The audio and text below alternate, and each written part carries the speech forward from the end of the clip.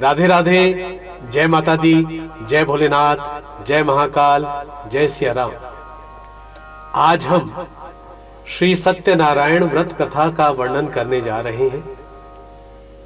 आज सबसे पहले अध्याय का वर्णन किया जाएगा, जिसमें श्री सत्यनारायण व्रत की महिमा तथा व्रत की विधि बतलाई गई है। आइए श्रवण करते हैं पहले अध्याय का।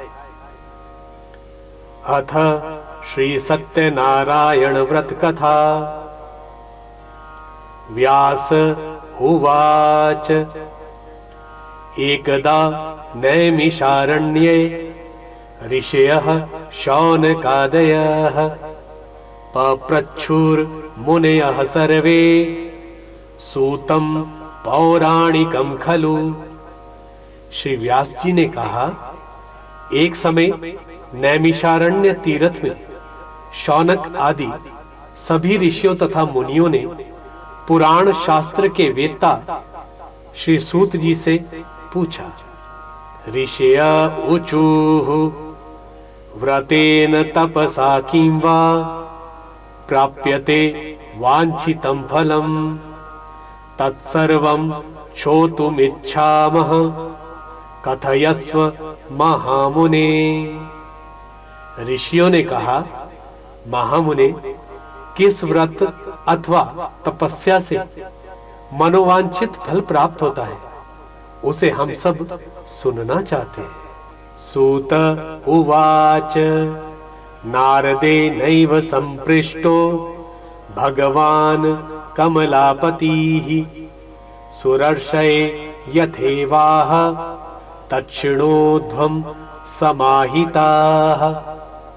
एकदा नारदो योगी परानुग्रहकांक्षया पर्यटन् विविधान् लोकान् मर्त्यलोकमुपागतः।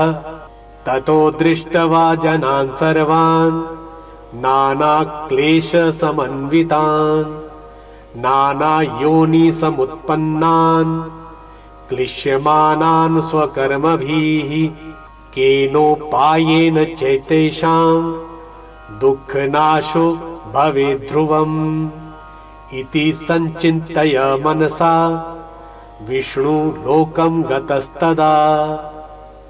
श्री सूत जी बोले, इसी प्रकार देवर्षि नारद जी के द्वारा भी पूछे जाने पर भगवान कमलापति ने उन्हें जैसा कहा था उसे वैसा ही कह रहा हूं। आप लोग सावधान होकर सुने।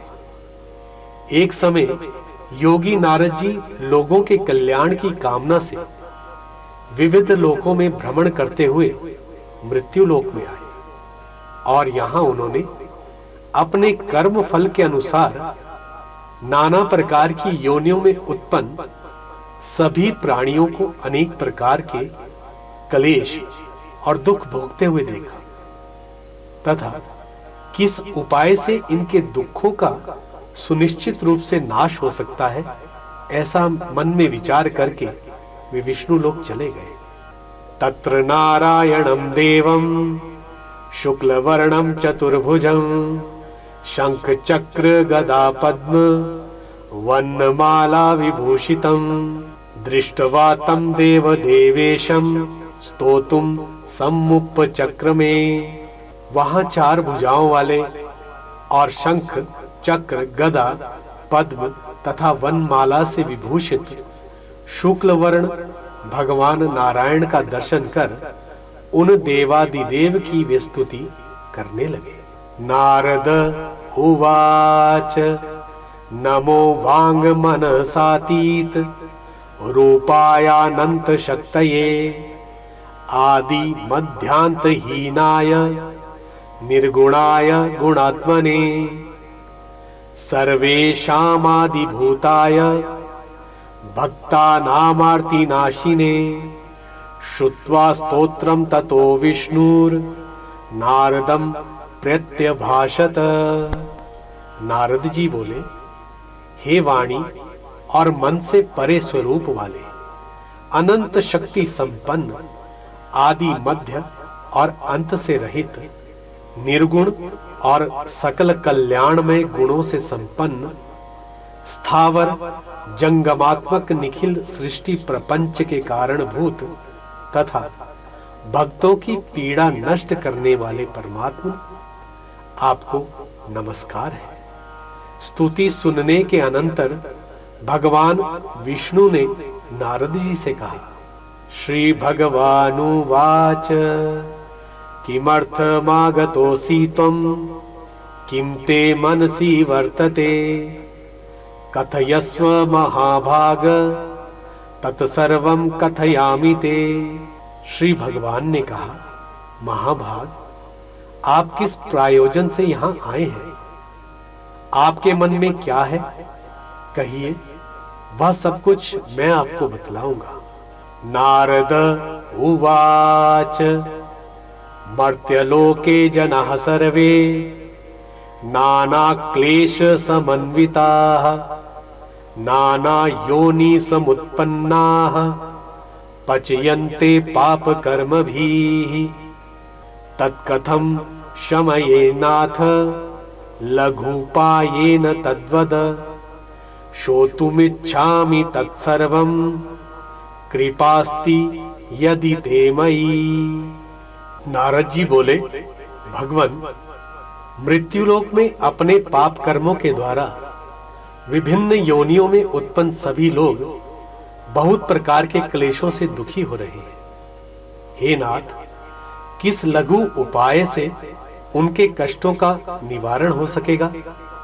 यदि आपको मेरे ऊपर कृपा करनी हो तो वह सब मैं सुनना चाहता हूं। कृपया करके उसे बतलाएं। श्री भगवानुवाच साधु पृष्टं त्वया वत्स लोकानुग्रह कांक्षया यत्कृत्वा मुच्यते मोहात् तच्छृणुष्व वदामि ते।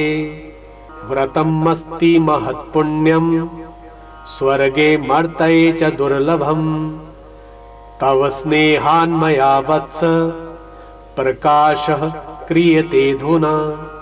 सत्यनारायणस्यैव व्रतं सम्यग् विधानतः कृत्वा सद्य सुखं भुक्त्वा परत्र मोक्षमाप्नुयात्।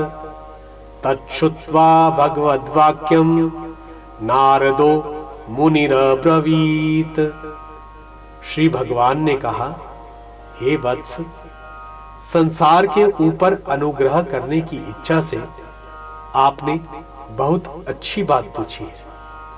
जिस व्रत के करने से प्राणी मोह से मुक्त हो जाता है, उसे आपको बताता हूं। हे वत्स, स्वर्ग और मृत्यु लोक में दुर्लभ एक महान पुण्यप्रद व्रत है। आपके स्नेह के कारण इस समय मैं उसे कह रहा हूं। अच्छी प्रकार विधि विधान से भगवान सत्यनारायण का व्रत करके मनुष्य शीघ्र ही सुख प्राप्त कर परलोक में मोक्ष प्राप्त कर सकता है। भगवान की ऐसी वाणी सुनकर नारद जी ने कहा, नारद उवाच किं फलं किं विधानं च कृतं केनैव तद्व्रतं तत्सर्वं विस्तरात् ब्रूहि कदा कार्यं व्रतं प्रभो। नारद जी बोले, प्रभु, इस व्रत को करने का क्या फल है? इसका विधान क्या है? इस व्रत को किसने किया और कब इसे करना चाहिए? यह सब विस्तार पूर्वक बतलाइए। श्री भगवानुवाच दुःख शोकादिशमनं धन धान्य प्रवर्धनं सौभाग्य संततिकरं सर्वत्र विजयप्रदं यस्मिन् कस्मिन् दिने मर्त्यो भक्ति श्रद्धा समन्वितः सत्यनारायणं देवं यजेच्चैव निशामुखे ब्राह्मणैर्बान्धवैश्चैव सहितो धर्म तत्परः नैवेद्यं भक्तितो दद्यात् सपादं भक्ष्यमुत्तमम् रम्भाफलं घृतं क्षीरं गोधूमस्य च चूर्णकम् अभावे शालीचूर्णं वा शर्करा वा गुडस्तथा सपादं सर्वभक्ष्याणि चैकीकृत्य निवेदयेत। श्री भगवान ने कहा, यह सत्यनारायण व्रत दुख शोक आदि का शमन करने वाला है, धन्य धान्य की वृद्धि करने वाला है, सौभाग्य और संतान को देने वाला है तथा सर्वथा सर्वत्र विजय प्रदान करने वाला है। जिस किसी भी दिन भक्ति और श्रद्धा से समन्वित होकर मनुष्य ब्राह्मणों और बंधु बांधवों के साथ धर्म में तत्पर होकर सायंकाल सत्यनारायण की पूजा करे, नैवेद्य के रूप में उत्तम कोटि के भोजनीय पदार्थों को सवाया मात्र में भक्ति पूर्वक अर्पित करना चाहिए। केले का फल, घी, दूध, गेहूं का चूर्ण अथवा गेहूं के चूर्ण के अभाव में साठी चावल का चूर्ण, शक्कर या गुड़, यह सब भक्ष्य सामग्री सवाया मात्र में एकत्र कर निवेदित करनी चाहिए। विप्राय दक्षिणां दद्यात् कथां श्रुत्वा जने सह ततश्च बन्धुभिः सार्धं विप्रांश्च प्रतिभोजयेत् प्रसादं भक्षयेत् भक्त्या नित्यगीतादिकं चरेत् ततश्च स्वगृहं गच्छेत् सत्यनारायणं स्मरन्। एवं कृते मनुष्याणां वाञ्छा सिद्धिर्भवेत् ध्रुवम्। विशेषतः कलियुगे लघुपायोस्ति भूतले।